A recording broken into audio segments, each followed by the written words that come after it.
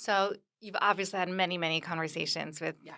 young professionals. And one thing that you mentioned that I kind of wanted to pull out on was this idea of vulnerability Ooh. that people really need to open themselves up and make themselves available.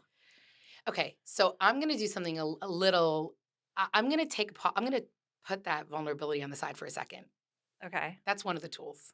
That's one of the things to check in with yourself. Where I like to look at this from, and I like to try to help guide people, is almost even before you get to that point.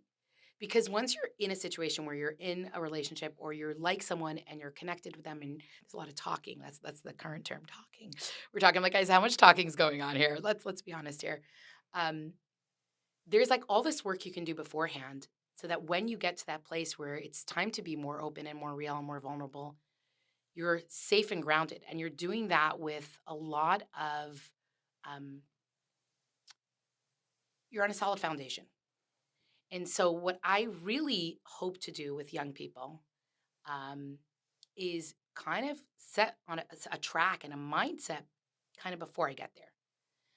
So the current model, and I'm sure you know this or you've heard this, is the current model is very casual, and society sends us all sorts of messages about what dating is and what dating isn't, what relationship building is, what it isn't, what it could be, what it should be. By the third date, this has to happen. By the second date, this has to happen.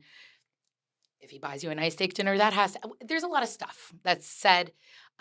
Social media plays a huge factor in what we think that like I'm the only single lonely one. Everyone else has this like their relationships figured out, and it puts a lot of confusion. And again, because this is such a potential pain point, because there's so much on the line, your emotions, your feelings, yourself, your being, your future. There's so much at stake that therefore the like the stakes are high, and so therefore we need to like really dial it back, and we need to first do that work beforehand.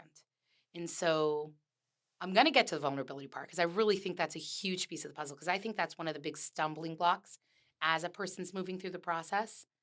I agree fully. Okay, Totally. because and I do want to circle back to that, but what I want to do, if that's okay with you, is I want to go, what work can we do before we get there, so that when I arrive at that point, I can check in with myself. I've done all this work, and now I'm more open, I'm more available, I'm more ready. So that becomes a natural segue. So what does that work look like? Okay, so that's where I'm at. Where that work works, like, first of all, it's not fun, and it's deep, but it's an investment. This is what I've noticed when a young person is choosing their internship or their career or a job or which university they're going to think of.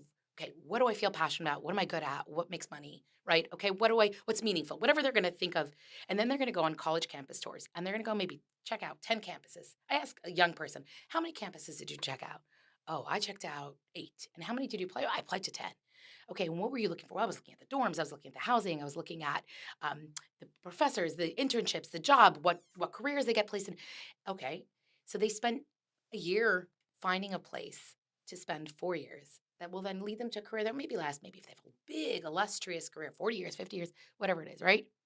And then I said, how much time did you spend the, investing in this person that you were dating? And they say, oh, while I'm dating, oh, yeah, we spent a lot of time together. Oh, no, no, no. Before, to choose what type of person you want to date, what type of person you want to build a relationship with. So we have this notion that it can kind of happen just either very casually, very naturally. There's no work invested in it. Just fall. Yeah. Fall in love. You know me. That's my favorite. Oops, I slipped on a banana peel and I fell in love. We were at a party, we locked eyes, and the rest is history, or not.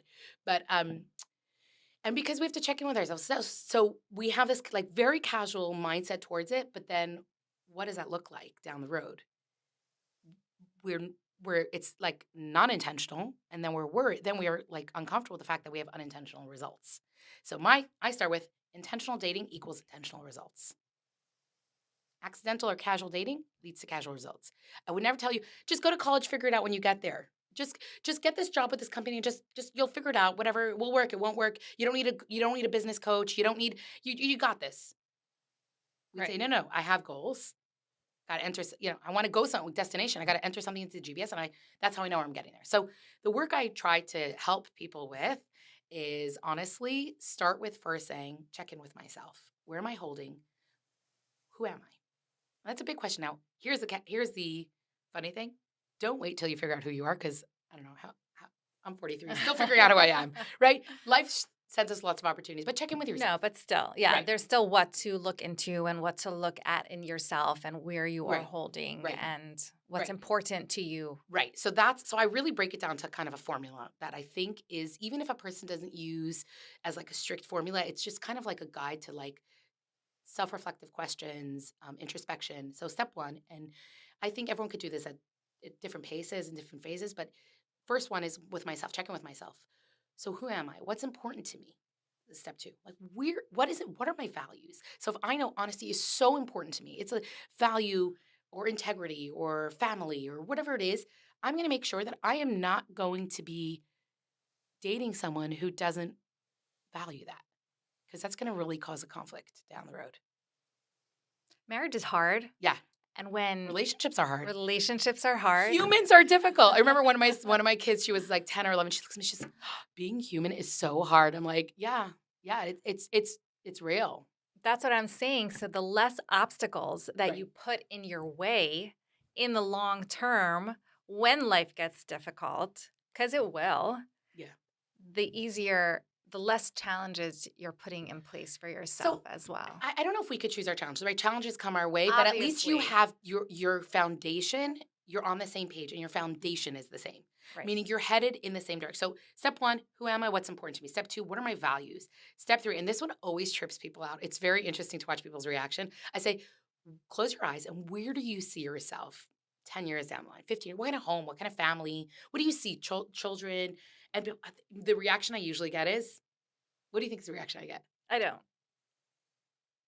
Manya, I'm so young. I What can't are you even think saying? about it. That's 20 years down the line. And I'm like, So far away. yeah, like, what are you even asking me? Like, and I'm like, no.